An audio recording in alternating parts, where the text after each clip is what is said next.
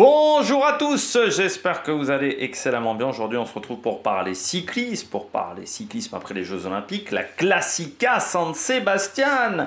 On va revenir un petit peu sur cette course, on va débriefer ce qui s'est passé, on va faire un petit peu le résumé également rapide de cette journée parce que c'était assez difficile de la regarder. Moi je l'ai regardée en espagnol parce que j'étais pas sûr que Eurosport diffuse, il semblerait qu'il fallait aller dans des sous-menus sur HB, enfin sur l'appli Max. Pour pouvoir la regarder. Donc ça avait l'air d'être assez compliqué pour ceux qui ont regardé la Classica San Sebastian. Il semblait que c'était quasiment introuvable sur les applications classiques. Donc n'hésitez pas à vous abonner à la chaîne, à réagir dans les commentaires, à mettre un pouce bleu, à partager la vidéo sur les réseaux sociaux, notamment auprès de vos proches. Vous pensez que ça peut les intéresser. Dans les commentaires, n'hésitez pas à me dire qui vous a plu, qui vous a déçu sur cette journée. Si vous avez les moyens et que vous voulez soutenir mon travail, vous pouvez faire un super thanks et je remercie les gens qui le font. Vous pouvez également, si vous voulez soutenir, cliquer rapidement sur les notifications, sur les miniatures, le plus rapidement possible après la mise en ligne des vidéos. Comme ça permet de mettre en avant également ces vidéos sur YouTube et puis pourquoi pas attirer un nouveau public qui ne me connaît pas. Et donc je remercie les gens qui le font. J'ai un peu hurlé sur le me connaît pas. On commence tout de suite avec cette course, cette Classica San Sebastian. Déjà, premier paramètre, c'est vrai que c'était une Classica San Sebastian particulière parce qu'on était dans San Sebastian particulière parce qu'on était dans une situation où normalement cette course a lieu le samedi après l'arrivée du Tour de France, mais cette année il y a eu les Jeux Olympiques et quand il y a des Jeux Olympiques, cette classique est décalée et là elle a été décalée quasiment de 2 semaines. Donc on s'est retrouvé à avoir une Classica San Sebastian 3 semaines après l'arrivée du Tour de France, ce qui fait que d'habitude on dit toujours les coureurs qui finissent bien le Tour de France, les coureurs qui ont fait un bon Tour de France sont souvent très bons à la Classica San Sebastian parce qu'ils arrivent avec de la puissance, avec de la force, alors que les coureurs qui eux reviennent de stage, parce que la Classica San Sebastian est souvent avant Burgos, avant le Tour de Pologne, par exemple, même avant l'Arctic Race of Norway, donc ils arrivent avec souvent un peu moins d'énergie et c'est un petit peu plus compliqué, sauf que comme on est sur une année olympique un petit peu particulière, Burgos et l'Arctic Race of Norway, qui a en plus changé ses dates, ont eu lieu avant cette épreuve.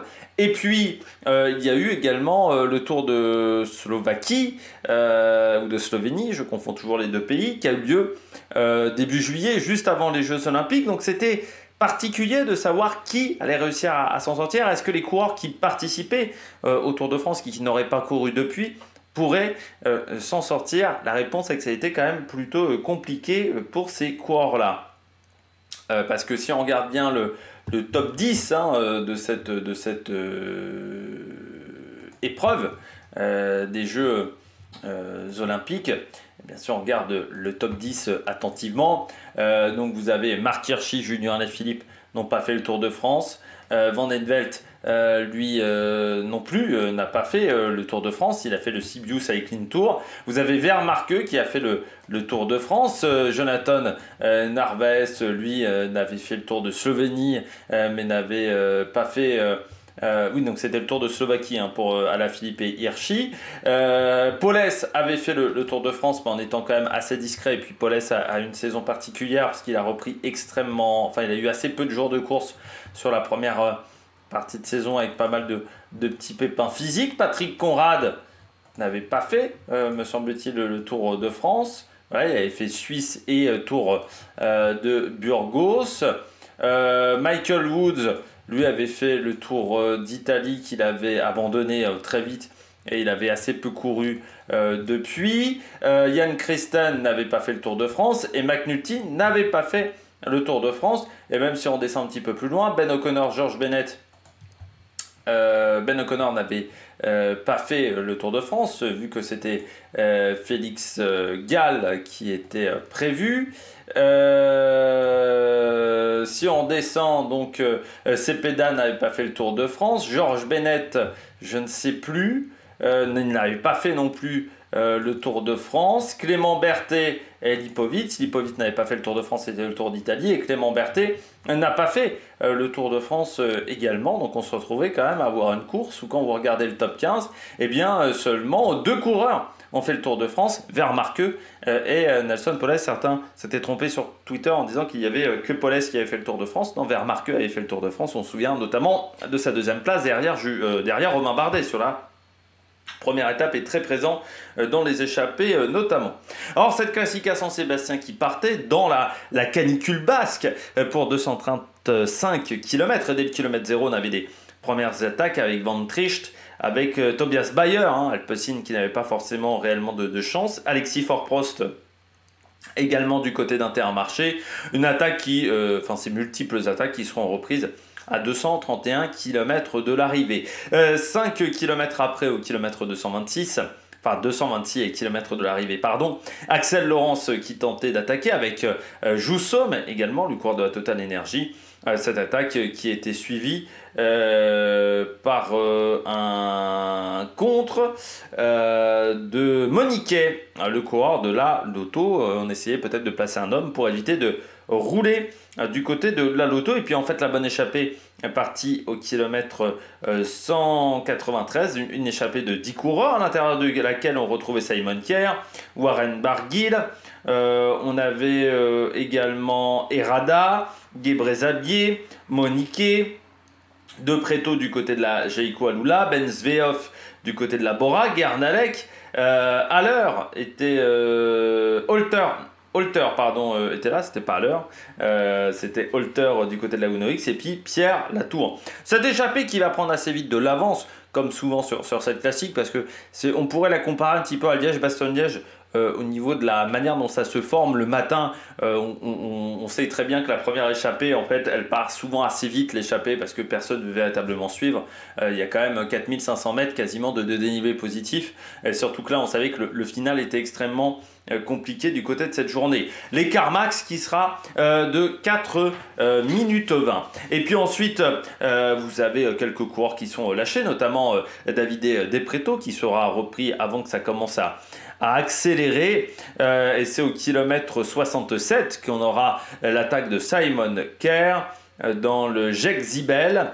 Simon Kjær qui va réussir à s'isoler derrière dans le peloton. Nous avons plusieurs équipes qui roulent, notamment la Quick Step en début de journée qui va faire beaucoup d'efforts, et puis UAE et Visma qui vont rouler, on va dire, à partir d'une centaine de kilomètres de l'arrivée, dans les 2 dernières heures et demie de course. À 50 km de l'arrivée, Kjær est tout seul, et 2 km après, eh bien, il y a 1 minute 08 entre Simon Kjær et le peloton, mais il sera repris assez vite dans l'avant-dernière montée du jour, où là, c'est dès qu'il est repris à 42 km de l'arrivée, eh bien, vous avez Alaphilippe et Lipovitz qui sortent seuls. Ils vont avoir une vingtaine de secondes d'avance sur le peloton avant d'être suivis par Pavel Sivakov qui va revenir et qui va en fait les déposer tout seul à l'avant de la course. Il va se retrouver le coureur français. Et derrière, Vingegaard qui pourtant avait mis son équipe à rouler et lâcher. On se dit pourquoi pas Sepp Kuss, sauf qu'en réalité Sepp Kuss ne fera pas non plus un très grand résultat aujourd'hui. On se demande donc pourquoi la Visma Leasebike a mis autant d'énergie pour rouler à l'avant de la course. Derrière, dans le groupe de chasse, parce qu'on ne peut plus appeler ça véritablement un peloton, on a une quinzaine de coureurs qui suivent Sivakov, notamment à l'intérieur de ce peloton. On retrouve Marc Hirschi, on retrouve Julien Alaphilippe, on a également Del Toro, notamment le jeune Mexicain, et à 23 km de l'arrivée, la Lotto mène dans le groupe de chasse. On arrive dans le Pilotegui, à 8 km de l'arrivée, première attaque de Alaphilippe suivie par Marc Hirschi. On se retrouve à avoir un petit groupe de 5 qui arrive à sortir, Alaphilippe, Hirschi, McNulty, Conrad et Narvaez.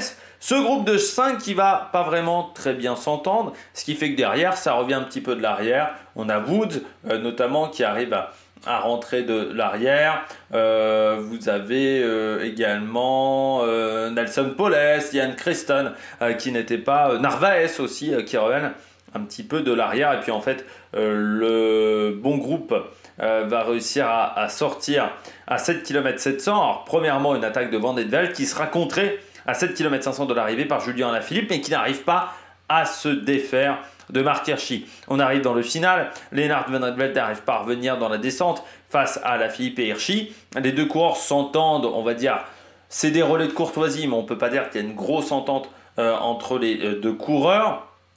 Et à 1 km à peu près de l'arrivée, vous avez une épingle, un virage serré, on va dire à 90 degrés sur la droite. Et à ce moment-là, Julien Alaphilippe prend la tête et Hirschi ne veut plus reprendre la première position, ne veut plus relayer à ce moment-là, sachant que Julien Alaphilippe, à partir de 3 km de l'arrivée, il est assez nerveux dans le final. Peut-être plus l'habitude également de se retrouver dans ce genre de situation dans des grandes classiques. Et Marc Hirschi qui va avoir la bonne idée de ne pas relayer parce qu'il se retrouve en deuxième position. Julien Alaphilippe qui a peut-être peur également de la pointe de vitesse de Lennart Van Rietveld qui est derrière.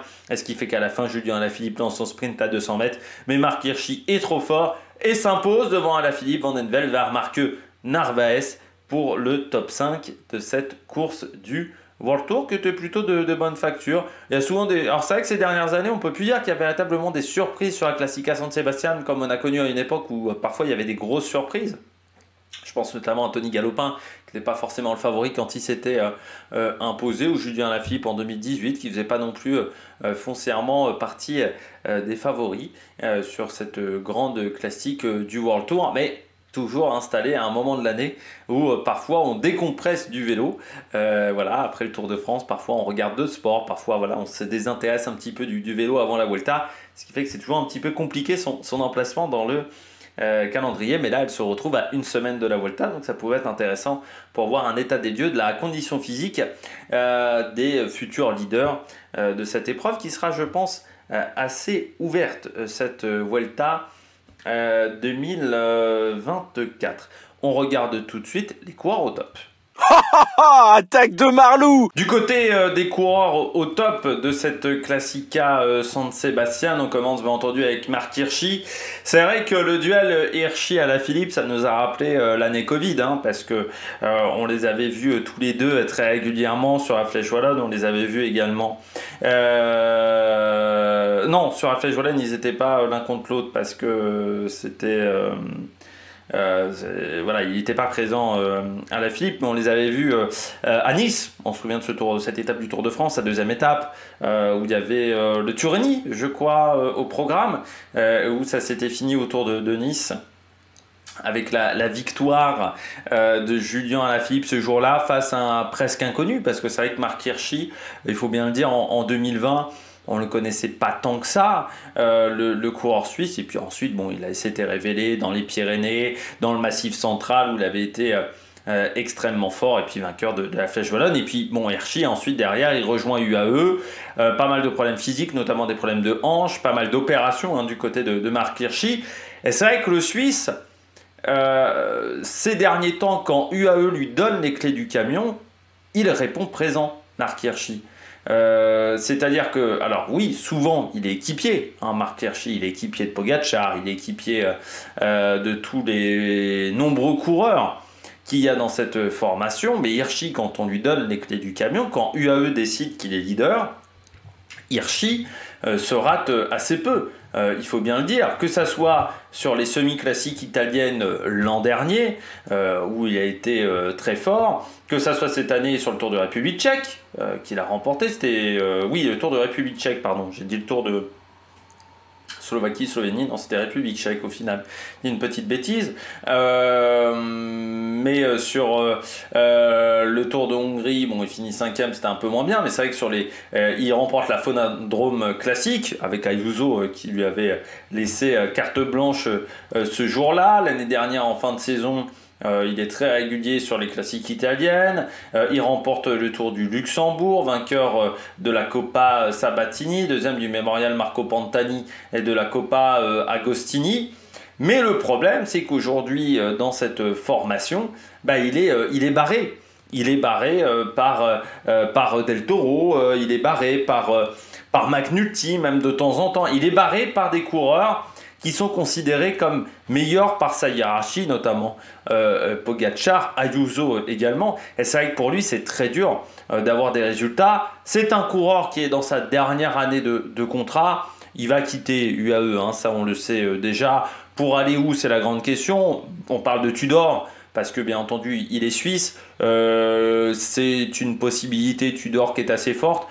On sait que c'est une équipe qui a des moyens, qui va mettre beaucoup de moyens à partir de l'année prochaine. Donc, ils ont l'argent pour être présents. Et c'est vrai que ramener peut-être l'un des meilleurs coureurs suisses, voire le meilleur coureur suisse du moment, pour une équipe suisse, ça aurait son importance. Il y a également la Q36.5 qui pourrait être intéressée par Marc Hirschi. On sait que du côté de la Q36.5, on nous parlait de Julien Alaphilippe. Il va peut-être y avoir un match entre les deux au final également sur le marché du transfert. Est-ce qu'ils seront équipiers? Est-ce qu'ils seront dans des équipes différentes? Mais Marc Hirschi qui a très bien joué dans cette Classica San Sebastian.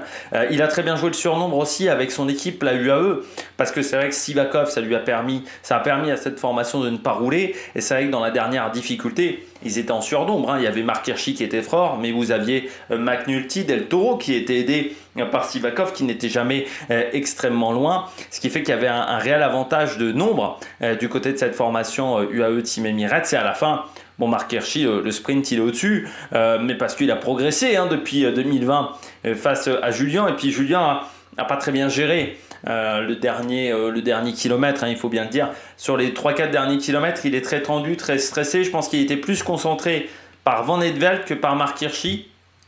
Peut-être en se disant, je l'ai déjà battu il y a quelques années, je suis capable d'aller le chercher. Sauf que Marc Hirschi, sur les classiques, semi-classiques italiennes, il avait été fort dans des sprints en petit comité. C'est un coureur qui sait faire désormais. Et puis il se rate peu quand même, Marc Hirschi, il faut bien le dire. 18 victoires, voilà son palmarès. Puis maintenant, du côté de Marc Hirschi, il sera présent au championnat du monde en Suisse. Je pense que ça va être vraiment son objectif. Il ne devrait pas faire le Tour d'Espagne. Il n'est pas prévu pour le moment sur le Tour d'Espagne. Donc on devrait peut-être le voir sur d'autres classiques, notamment la Bretagne classique. Peut-être sur les classiques canadiennes également du côté de Marc Hirschi, pour aller ensuite au championnat du monde, qui seront un objectif important. Parce que je rappelle que les championnats du monde, cette année, auront lieu en Suisse, du côté de Zurich. 273 km d'un parcours qui ne sera pas évident sur ces championnats du monde, avec une montée de 1 km 3 à 10,1% de moyenne, le Kiburg en début de journée. Et puis ensuite il y aura le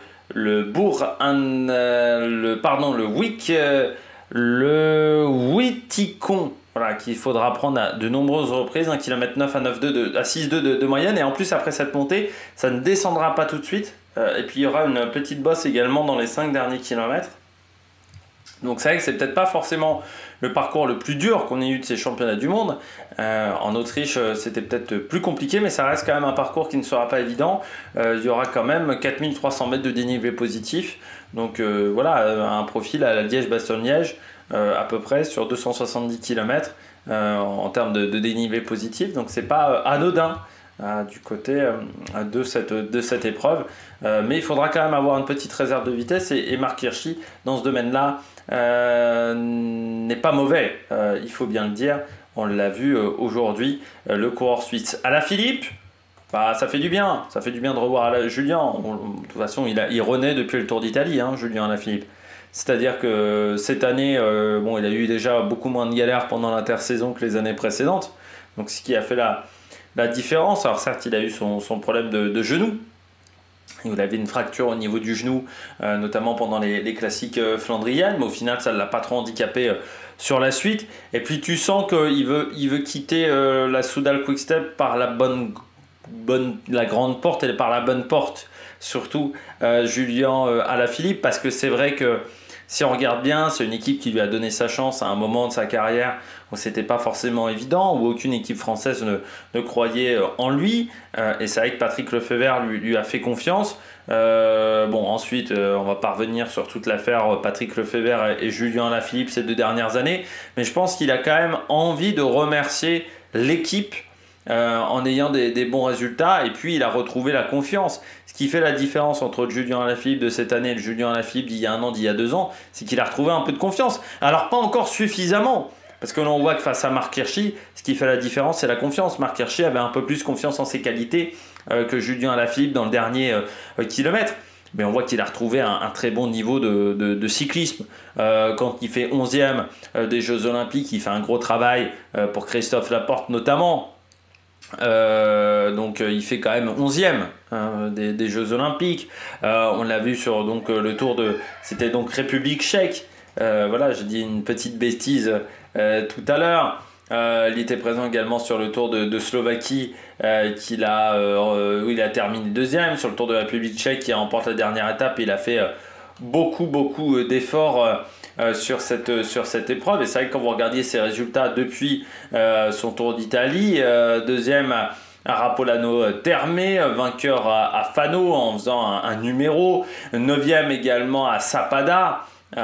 Beaucoup d'échappées prises, hein. Il y a 1, 2, 3, 4, 5, 6, 7, 8 échappées de réaliser, alors qu'avant cette course, c'est vrai qu'à part le prologue du Tour de Romandie, ça avait été un petit peu plus calme quand même, et le Tour de Dunder. Mais on voit que déjà sur le de Dunder, je l'ai trouvé mieux quand même, hein. Julien, je l'avais trouvé très bien à Willunga Hill. Je m'étais dit c'est quand même mieux que les années auparavant.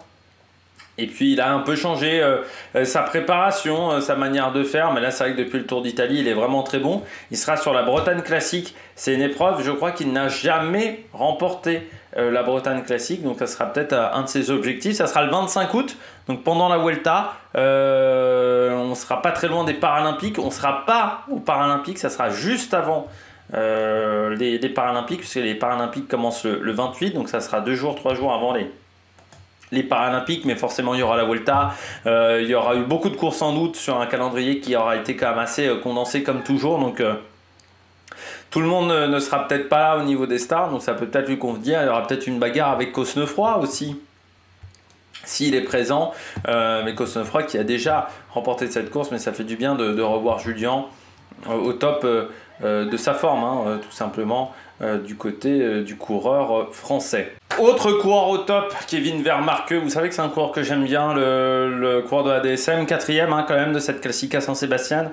C'est un coureur qui a énormément progressé là, depuis un an. Kevin Vermarke, on l'a beaucoup vu sur le dernier Tour de France où il a été vraiment extrêmement... on l'a vu quand même sur 3-4 échappées, et puis on le voit beaucoup depuis le début de saison, bien entendu dans cette fameuse échappée du premier jour avec Romain Bardet qui était sur un profil où il y avait à peu près 3700 mètres de dénivelé positif, donc on était sur un parcours qui était aussi pas mal de moyenne montagne. On l'a vu également dans d'autres échappées. Pour moi il a vraiment un profil puncher.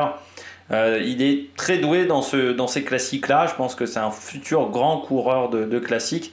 Et quand même, les Américains, ça commence à être pas mal, hein. On voit Poles, McNulty aussi sur ce type de profil-là. On a toujours Sapkus en grimpeur aussi. Richie Tello également, le jeune Américain de la Israël. On a quand même une génération américaine là qui retrouve un petit peu des couleurs. C'est vrai que c'était une nation qui avait un peu disparu dans les années 2010. Hein. À part Van Garderen, il y avait quand même et Dombrowski, il y avait quand même pas grand monde du côté des États-Unis. Et là, on retrouve des couleurs. Sheffield également, l'américain. Ça fait du bien, voilà, de revoir les États-Unis parce que c'est une nation importante. Ça ferait du bien aussi de revoir des courses américaines autres que les classiques canadiennes, hein. Moi, je me souviens notamment du Tour de l'Alberta, du Tour de l'Utah, qui étaient des courses importantes, du Tour de Californie. Ces courses-là ont disparu. C'est vrai que la période Covid et avant Covid a fait beaucoup de mal aux États-Unis. C'est vrai que ça serait bien de revoir un calendrier américain. Je ne sais pas si c'est dans les tuyaux du côté du CI. On sait qu'il y a une réforme du calendrier pour 2026, notamment avec des changements de positionnement de certaines courses. Est-ce que ça permettra de libérer de la place pour avoir on va dire 3 semaines, peut-être 1 mois aux États-Unis avec des courses intéressantes? Ça pourrait être pas mal également du côté du calendrier cycliste. Mais c'est vrai que Kevin Vermarke, ça fait partie de cette génération qui est solide. Moi, je trouve que, alors oui, on ne l'a peut-être pas beaucoup vu, mais c'est un coureur qui a été très intéressant sur cette course. Moi, je l'ai regardé parce que dès que je vois Vermarke, je regarde tout de suite. Il y a des coureurs comme ça qui tout de suite me titillent un petit peu l'œil, comme Covey à une époque. Vous vous en souvenez, j'ai eu ma période Alessandro Covi. Moi maintenant j'ai ma période Kevin Vermarke que j'ai trouvé très bon l'américain. Avec oui, une course qui a été solide. Et puis surtout, là, on était sur 230 km, 235 km. La Classica San Sebastian, c'est pas une petite course. Quand tu fais tes preuves sur la Classica San Sebastian, c'est que tu es quand même en capacité de faire tes preuves. Et également, voilà, c'est un petit peu le point de passage avant parfois de tenter sa chance à la victoire, notamment sur Liège-Bastogne-Liège. Notamment sur des classiques comme le Tour de Lombardie, des classiques un petit peu plus renommés que cette Classica San Sebastian. Mais ouais, c'est déjà très bien. Et puis réussir à enchaîner, hein, beaucoup de coureurs, comme on le disait, se sont plantés après le Tour de France. Donc réussir à enchaîner, c'est vraiment bien. Et puis pour la DSM, ça fait un bon résultat. Donc pour le classement UCI du côté du maintien, eh bien c'est un résultat qui va être plus que satisfaisant pour cette formation. C'est vrai que je suis en train de me dire qu'on n'a pas fait de points depuis quelques temps du côté du classement UCI. Je ne sais pas si j'aurai le temps cette semaine avec le Tour d'Espagne, avec tout là, tout s'enchaîne cette année, c'est assez dingue. Donc je verrai, mais ça peut être intéressant. Et puis je termine avec Lennart Van Etvelt. Alors c'est dommage du côté de la Lotto parce qu'en termes de stratégie, on a eu un temps de retard dans le final et je pense que ça leur coûte cher. Parce que si tu as Van Gils et Van Etvelt, voilà, tu peux peut-être jouer différemment le final de la course. Là, ils avaient vraiment dans le final que Van Etvelt, mais on a vu quand même une puissance d'équipe dans le final. Ils se sont, voilà, ils ont eu un temps de retard, ils ont eu un petit raté, je pense, en termes de stratégie. Mais c'est quand même une équipe qui, à une époque, ne pesait pas du tout sur ces courses-là. Vous aviez Tim Wellens et Tim Wellens, quasiment. Et c'est vrai que c'est une équipe qui, elle aussi, a retrouvé des couleurs avec ses jeunes coureurs. Et c'est vrai que Lennart Van Etvelt, bah, ça fait partie des très bons coureurs avec Van Gils. Hein. Van Gils qui a fait une très bonne saison, mais c'est vrai que Van Etvelt, c'est aussi un coureur qui est très solide. Le coureur espagnol, je crois qu'on le retrouvera sur la Vuelta. C'était prévu comme ça pour Van Etvelt. Voilà. Moi, j'attends de voir ce que ça va donner sur la Vuelta, vraiment, Van Etvelt. Au niveau du général, peut-être des victoires d'étape. Au niveau du général, c'est quand même un coureur qui a gagné l'UAE Tour en tout début de saison. Quatrième du Cibus Cycling Tour, mais voilà, c'était une période de reprise pour lui parce que il n'a pas couru de mars à juin, ce qui est extrêmement rare. Il avait fait un gros début de saison, Trofeo Serra Tramontana, UAE Tour, et il avait fini sur les Strade Bianche, et en fait il a fait Strade Bianche, championnat de Belgique. Il n'a pas couru entre les Strade Bianche et le championnat de Belgique, donc pendant quasiment 4 mois sans courir. Je ne sais pas si il y a eu un problème physique. Ça ne me dit rien d'avoir vu ça à ce moment-là pour Van Etvelt, mais non. Si 2024, s'il a eu un problème de genou, voilà, qui était indiqué en mars 2024, parce que moi je ne l'avais pas vu, mais ce qui fait qu'il va arriver donc avec beaucoup de fraîcheur. Le fait d'avoir couru une course par étape en juin, même si c'est que le Sibiu Cycling Tour, qui est une course en 4 jours, ça va quand même lui faire du bien. Je pense que voilà, ça lui a permis de retrouver un petit peu de sensation. Et puis il a fini deuxième au lac Balea, qui est l'étape majeure de cette épreuve. Cette Classica San Sebastian montre qu'il est en forme, qu'il a la caisse. Donc maintenant, le Tour d'Espagne. Et puis avec les longueurs de montée du Tour d'Espagne, ça peut vraiment bien lui convenir à Van Etvelt, avec une équipe prévue, avec Segard, De Rent au départ, Moniquet, Van Hoek. C'est une équipe qui sera pas mal. Thomas De Rent qui sera sur ses derniers jours de course, peut-être de carrière, donc il faudra suivre ça du côté du coureur belge, parce qu'il voudra, je pense, se montrer sur le Tour d'Espagne. Lui qui n'a remporté qu'une étape du Tour d'Espagne dans sa carrière, c'était en 2017. Après, il a fait 9 Vuelta pourtant dans sa carrière, 9 Vuelta, 9 Tours de France, 6 Giro, mais moins de réussite sur ce Tour d'Espagne. 24 grands tours quand même dans l'histoire pour Thomas De Rent, et on rappelle un troisième du Tour d'Italie 2012 qui reste son fait de gloire le plus important en 2012, mais bon, on l'a vu souvent dans les étapes, voilà, souvent bien classé, à part le Giro 2021 où c'était raté, voilà, et la Vuelta qui lui a moins réussi. Sinon c'est un coureur qui n'a abandonné que 3 fois en 24 grands tours aussi, donc ça c'est assez hallucinant du côté du coureur belge, donc, voilà, qu'on retrouvera sur cette épreuve. On regarde tout de suite les bonnets d'âne. Du côté des bonnets d'âne, bien Jonas Vingegaard. J'ai envie de dire la Visma, même plus peut-être que Jonas Vingegaard, mais c'est vrai que le coureur danois a toujours eu du mal à la suite de ces grands tours. Ça a toujours été compliqué pour Jonas Vingegaard. C'est un coureur qui a toujours réussi voilà, sur les grands tours. Mais l'après-grand tour a parfois été compliqué. Bon, je me souviens la première fois qu'il gagne le Tour de France, il revient que sur la Croix-Race parce qu'il avait fait une dépression. Ensuite, bon, il a quand même réussi à faire une Vuelta où il finit sur le podium, mais je pense qu'il avait quand même des moins bonnes jambes à ce moment-là. Voilà. Il y a toujours une sorte de décompression chez Vingegaard après les grands tours où il devient un peu moins présent. Et en plus, c'est un coureur qui n'avait pas couru une classique depuis, je crois, 22 mois du côté de Jonas Vingegaard, donc ce qui était énorme. C'est pas le profil de course où il est le meilleur, parce que Vingegaard, sur les classiques, c'est un peu différent d'une course par étape. Vous avez le droit à une seule cartouche, parfois à 2 cartouches, donc il faut bien jauger les choses. Puis le kilométrage, peut-être que c'est un coureur qui n'aime pas trop forcément les longs kilométrages, Jonas Vingegaard, qui préfère les formats d'étapes 160, 180 km. Là, c'est une heure de plus et peut-être que cette heure-là de plus le met en difficulté.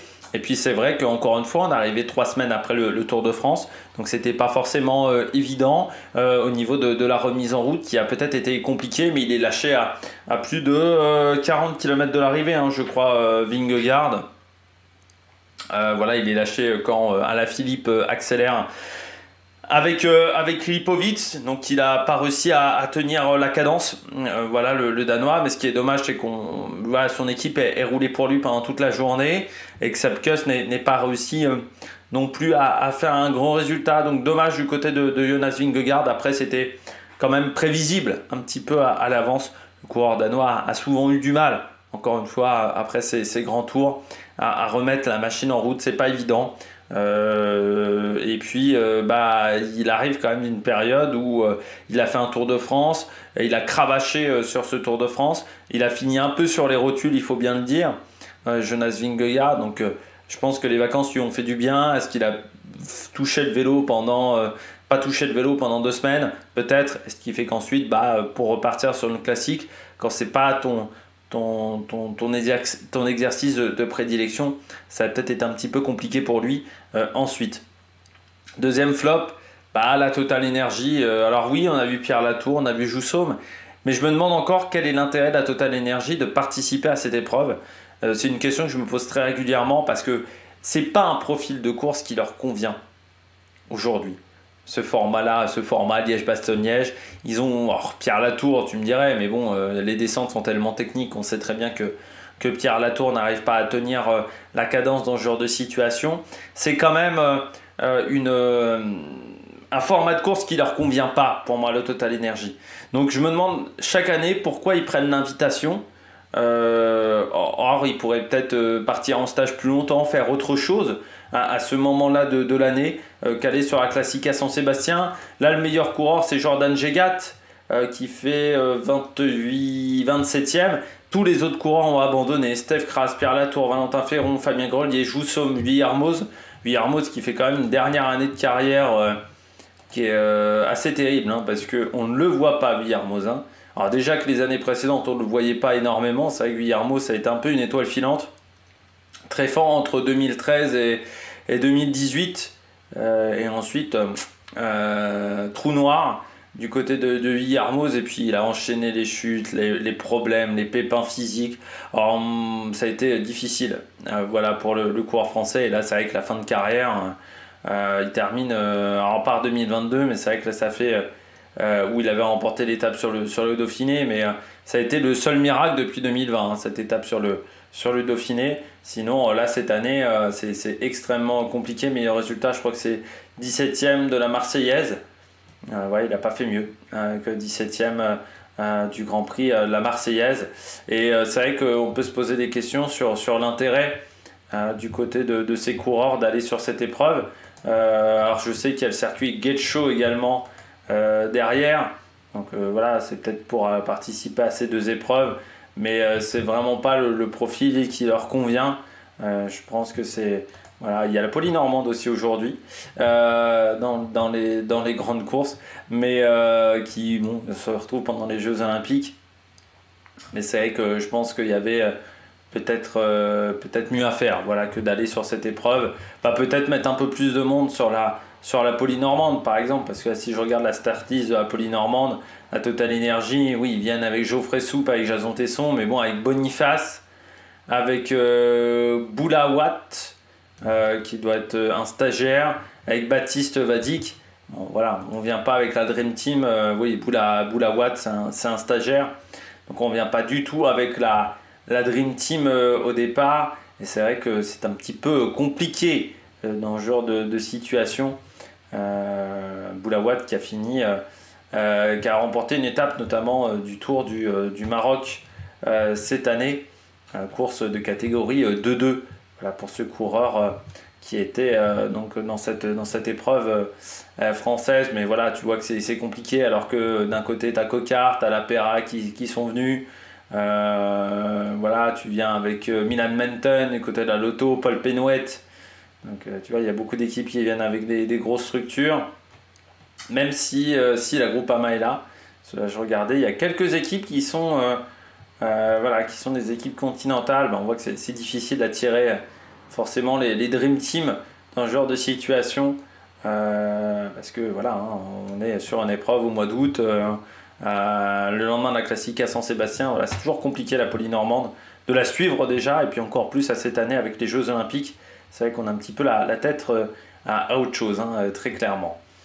La Buitrago, c'est un petit peu le même problème que Vingegaard, la décompression post-Tour de France pour Buitrago, qui je rappelle a fini dans le top 10 du dernier Tour de France en faisant un bon contre-la-montre à Monaco. Déjà les Jeux Olympiques, il avait déraillé. Et puis là, il y a peut-être un petit peu de fatigue, tout simplement pour Santiago Buitrago, qui aimerait partir en vacances mais qui ne peut pas peut-être. Alors il repartira le 21 août sur le Tour d'Allemagne, donc dans 10 jours. Donc ça va laisser peu de temps pour se reposer. Mais là, voilà, j'avais vraiment l'impression du côté de Santiago Buitrago que c'était compliqué physiquement sur cette épreuve. Lâché aussi assez loin de l'arrivée. Bon voilà, c'est dommage. C'est un coureur qui a fait une bonne première partie de saison Buitrago, mais là, ouais, physiquement, c'était vraiment très compliqué. Et encore une fois, l'après Tour de France, 3 semaines, ça laisse des séquelles. Et puis lui, en plus, il y a eu des jeux.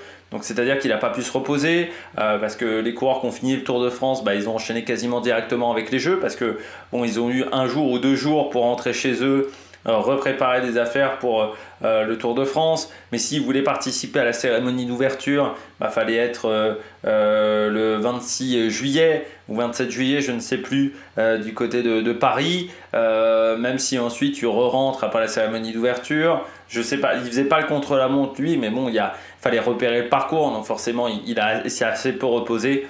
Et là on voit qu'il y a peut-être une accumulation de fatigue pour le coureur colombien. Et puis je termine avec Tobias Haaland Johannesson. Alors lui aussi, Tobias Haaland Johannesson qui était lui aussi au Tour de France, qui n'a pas fait les Jeux. Mais au Tour de France déjà ça n'avait pas été facile parce que il a pris des échappées, mais il a rarement réussi à résister. À part dans le col de la Couilleule et le plateau de Baye où il prend la 11e place. Mais c'est vrai que pour moi je rappelle, c'est quand même un coureur qui a remporté le Tour de l'Avenir. Ça fait 3 ans qu'il a gagné le Tour de l'Avenir. Quasiment 3 ans jour pour jour. Il a du mal à confirmer quand même. Il a du mal à confirmer sur les grosses épreuves jusqu'à maintenant. Alors il a eu certes des pépins physiques, mais c'est vrai que sur les courses World Tour, pour le moment, à part quelques étapes sur le Tour de France, il a été plutôt discret sur ces épreuves-là, sur les grandes épreuves internationales. On sait que c'est un coureur qui a une bonne pointe de vitesse. Alors c'est peut-être un coureur qui ne sait pas trop choisir entre puncher et grimpeur. Ça c'est peut-être aussi un de ses problèmes, parce que pour moi c'est un coureur qui a une bonne pointe de vitesse pour des sprints en petit comité, donc ça peut convenir sur les classiques. En même temps, il a réussi à faire aussi des choses en montagne, mais pour moi, là où il a été le meilleur, c'est sur des côtes plutôt punchy. Notamment sur la classique VAR, quand il fait 2, il arrive à décoller de sa roue Lenny Martinez avant de se faire battre sur la ligne. Donc c'est un coureur qui a du mal à confirmer jusqu'à maintenant Tobias Haaland et Johannesson, et ça commence à m'inquiéter un petit peu, parce qu'encore une fois, ça fait 3 ans. Donc c'est vrai qu'on aurait pu s'attendre à ce que ça arrive tout de suite, surtout qu'il était vraiment bon. Ses premiers mois chez les pros ont été vraiment très intéressants. Ensuite, il y a eu des problèmes au genou. Son premier Tour de France était intéressant, mais je trouve que sur cette année 2024, il a marqué un petit peu le pas, à part la Flèche Wallonne, mais qui était dans des conditions particulières. Mais je trouve qu'il a marqué le pas sur les grandes épreuves. Donc j'attends mieux de Tobias Haaland, Johannesson, qui je pense va avoir une fin de saison un petit peu plus calme, hein, Uno X n'étant pas invité sur beaucoup de courses, forcément sur la fin de saison. Donc voilà, c'est dommage du côté de Tobias Haaland, Johannesson, le Norvégien. Et puis ça aurait été bien d'apporter peut-être une victoire d'étape aussi à la Uno X, parce que l'année prochaine, si vous avez Julien Alaphilippe du côté de l'équipe Tudor, l'invitation de la Uno X, elle risque d'être compliquée, avec en plus une équipe Tudor qui a montré des bonnes choses, notamment sur Paris-Nice, en gagnant une étape dès leur première invitation sur une course à SO. Donc c'est vrai que ça va peut-être donner des idées à Christian Prudhomme pour inviter l'équipe suisse plutôt que l'équipe norvégienne. Bon, j'espère que vous avez aimé cette vidéo. N'hésitez pas, demain, 7h, présentation de la première étape du Tour de France Femmes. On fera le débrief à 21h. Voilà, c'est le début du Tour de France Femmes. Ça enchaîne, ça enquille sur ce mois d'août après les Jeux Olympiques. Et puis d'ici là, n'hésitez pas à vous abonner à la chaîne, à réagir dans les commentaires, à mettre un pouce bleu. Allez, ciao ciao sur la Méric Production.